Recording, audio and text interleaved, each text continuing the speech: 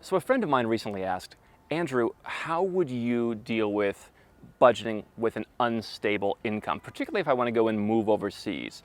Some months I'll make 50,000, some months I'll barely make 10,000 or a little bit less. What would you recommend if I want to become a nomad capitalist? I'm going to tell you exactly what I told him in this video.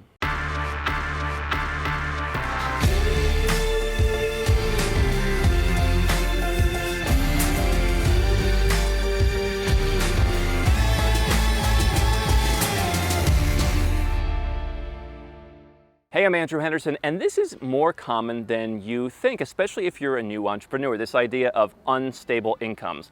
A lot of people who do e-commerce businesses have very seasonal incomes. They make not a lot of money for a while and then have a big spike around the holidays.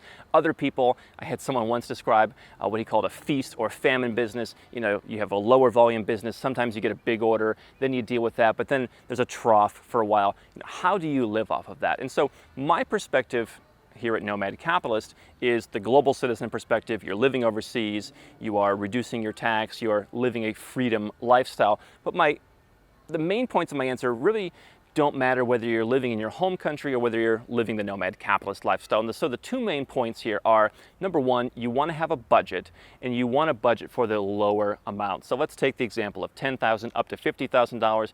Can you live on $10,000 a month?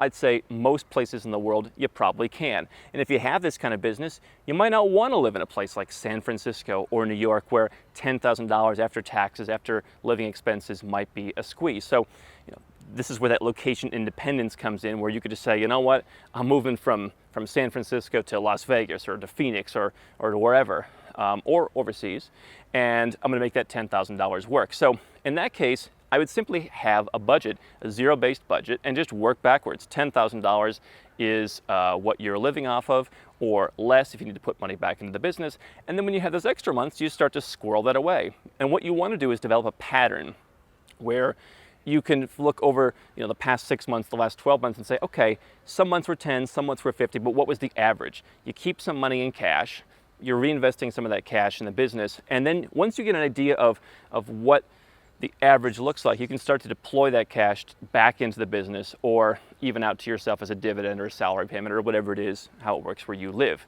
The second piece that I think is really important is to separate you from the business, especially when people go offshore. This is really important. I know a lot of folks like this gentleman who's in the United States look at, money comes into an LLC and it's just kind of like all their money. And there's really just like one very flat structure where they just look at it as, hey, I'm going to pay tax anyway, so I might as well just take the money. And that varies country by country how each tax system works. But sometimes you'll think that. So when you go offshore and you have like an offshore company, that company is a separate entity. You are the shareholder of that company, but you're also the employee of the company. And so what I think is also important in this situation is to say, you know what? I'm going to pay myself a salary. I'm going to treat myself like an employee, because in a tax setup, you basically are both. And so you want to treat yourself on the income level like an employee. And so if you take out that salary, that makes it a lot easier for you to go out and just spend that money. And then whatever else stays in the business. With unstable incomes or with growing businesses, I think the big thing is you don't want to treat it like a windfall. What we talk about here at Nomad Capitalist, go overseas, reduce your tax bill. Let's say you're this guy and your average month is $25,000, okay? $300,000 a year. You could easily be paying $100,000 a year in tax, or at least close.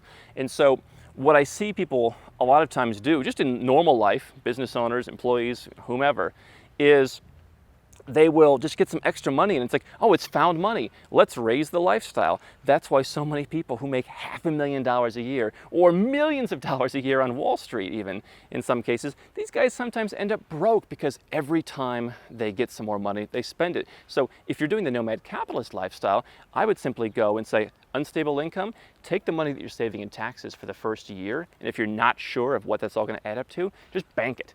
I know you're not going to get a return on it. You get 1, 2, 3, 4%, whatever the case may be, where your banking is overseas. But if you have a concern about unstable income, the last thing you want to do is be stuck in a cash crunch where you've got to go out and take a loan or slow down sales or whatever. So for me, the offshore piece is merely an accelerant to what are already sound financial principles. Go overseas, take the tax savings, take the cost of living savings, by the way. This is why a lot of guys go to Ho Chi Minh City in Vietnam or Bangkok or Colombia or wherever, because they can save that money. And so if you put that money together, I've just set that aside. And then again, figure out what the ebbs and flows of the businesses are, and then redeploy that once you have a more consistent picture. But what I would tell anybody who has highs and lows is you can't treat the high month, you can't treat, the latest growth spurt as it's a permanent thing. I think part of why I've been good at managing money is because I'm always thinking like, this is probably the last good month. For 15 years, I thought this is, all right, better month than ever before, but probably the last one. And I finally kind of gotten past that mindset. It's taken a long time for me to get past the idea that I'm not just going to suddenly be a bad performer tomorrow. But I think a lot of people take the opposite approach where they just think, oh, like great, it's just going to keep coming, it's going to keep coming, it's going to keep coming. The guys who it's like, our business is worth 5 million now, but guaranteed, man, next year 50. They're already spending at 50 because it's in their mind. So if you want to deal with unstable incomes and if you want to deal with growth, you've got to deal with the flat, the lower parts, and then you've got to figure out what are the ebbs and flows and how to adjust for that. Hi, I'm Andrew Henderson from Nomad Capitalist. I wrote this book, which you can find on Amazon, to distill a lot of the stuff we talk about in these videos and a lot of the stuff I've learned over the last decade plus traveling all around the world, teaching you about how to legally reduce your taxes, build your personal freedom, and create wealth faster. Definitely get a copy of this book if you want to learn more. Now, if you want to watch more videos, make sure you subscribe to our channel and make sure you click the notifications bell so you never miss one of our new videos with more tips on how to go where you're treated best. And if you're already a 6 or 7-figure entrepreneur and you'd like to put these strategies in place for yourself, go to nomadcapitalist.com and learn about how I can help you.